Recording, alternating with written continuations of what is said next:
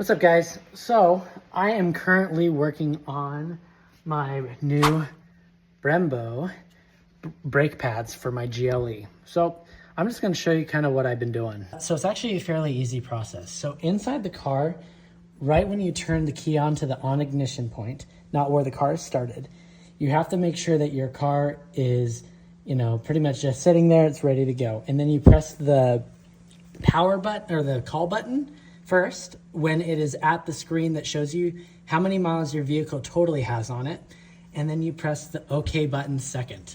After that, it should pop up with a screen and then you go all the way down to the brake setting, and then you put on brakes. Thing of removing the caliper, it's already off, but you have these two bolts right here. So this inside one and this outside one. The outside one is a 13 millimeter. The inner side one is a 17. Once you remove the bolt, you'll have two bolts that pop out, just like that on each side. And then you slide this piece off. I prefer to mount it up here where it's safe while you're doing this process.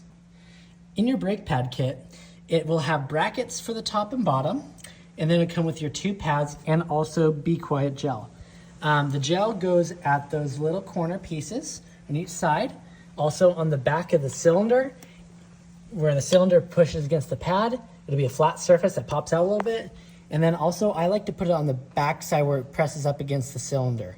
Where the cylinder presses up against the back side of it. For me, I did an unorthodox way. The cylinder sits out far, but what you need to do is you need to grab a wrench like this, and then you're gonna slide it out almost as far as you can. There's a bolt right here. You'll put it up against, and then the cylinder will be out here a little ways, okay? And then you're gonna use this wrench to compress it all the way down to where it is completely flat and inside the cylinder hole. That'll get it so you're compressed to where you can then put it back on. I'm gonna do the best to show you the next step of this process. So what we're gonna do is we now have our completed and ready to go cylinder, okay? So we're gonna go like this. We're gonna grab this piece. This is gonna come down and around.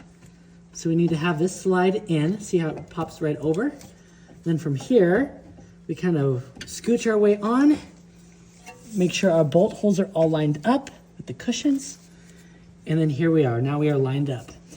Every kit usually gives you a already ready to go with Loctite bolt set. So now it doesn't really matter from top to bottom which hole or which bolt you use.